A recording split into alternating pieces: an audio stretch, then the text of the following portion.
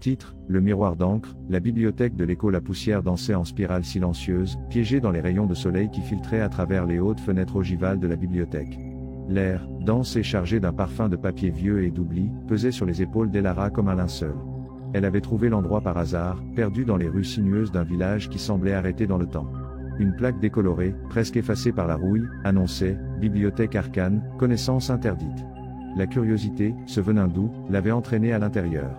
Des étagères infinies s'élevaient jusqu'à se perdre dans la pénombre du plafond voûté, rempli de volumes reliés en cuir décoloré, certains attachés avec des chaînes rouillées. Le silence était absolu, rompu seulement par le battement furieux du cœur d'Elara. Elle se sentait observée, bien qu'elle fût seule. Une table isolée, au centre de la salle, soutenait un livre. Il ne ressemblait à aucun autre. Il était dépourvu de titre, sa couverture était d'un cuir noir et lisse, sans ornement, sans inscription aucune. C'était comme un trou noir dans la mer de livres. Elara sentit une attraction irrésistible. Comme si le livre l'appelait. Avec des doigts tremblants, elle souleva la lourde couverture. Le papier était jaunâtre, cassant au toucher. Les mots étaient écrits dans une calligraphie élégante et archaïque, une langue qu'Elara ne reconnaissait pas. Mais tandis que ses yeux parcouraient les lignes, une voix murmura dans son esprit, douce comme une caresse glacée, « Je te vois ».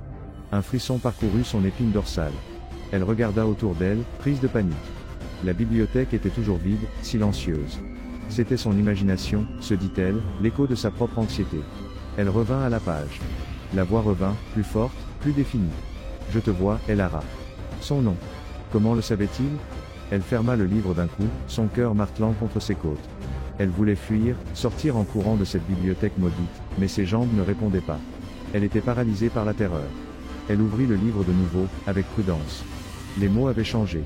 Ils formaient maintenant des phrases en anglais, des phrases horribles, qui parlaient d'ombres rôdeuses, d'âmes perdues et d'une entité ancienne qui se nourrissait de la peur. Elle attend, lut Elara à voix basse, presque inaudible. Elle t'attend.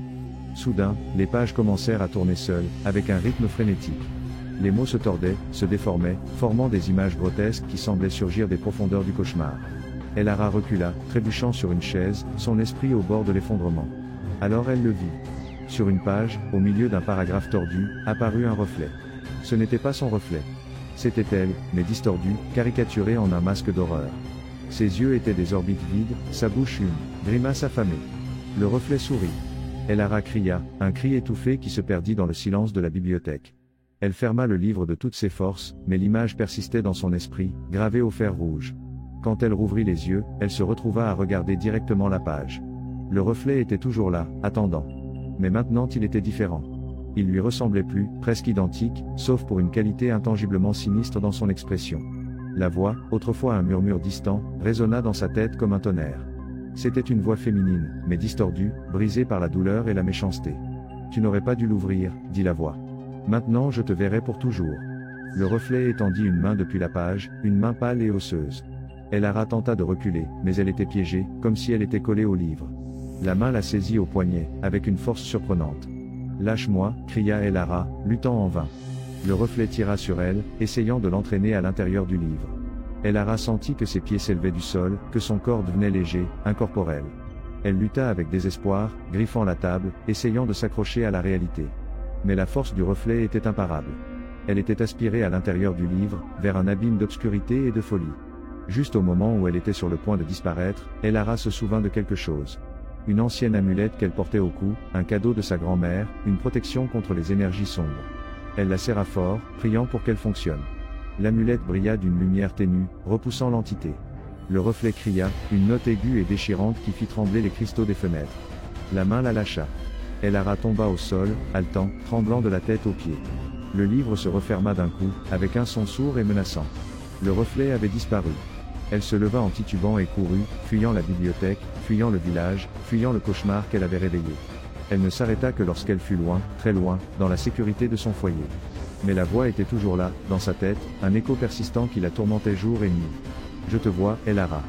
Je te verrai pour toujours. » Elle ne fut plus jamais la même. Elle vivait avec la crainte constante que le reflet revienne, que l'entité la réclame.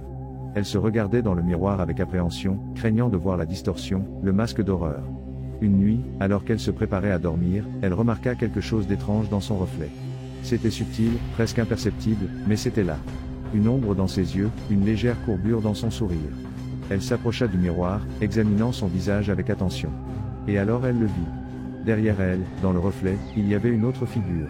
Une figure qui lui ressemblait, mais qui n'était pas elle. C'était le reflet du livre, attendant dans l'obscurité. Elara cria. Et le miroir se brisa en 1000 morceaux.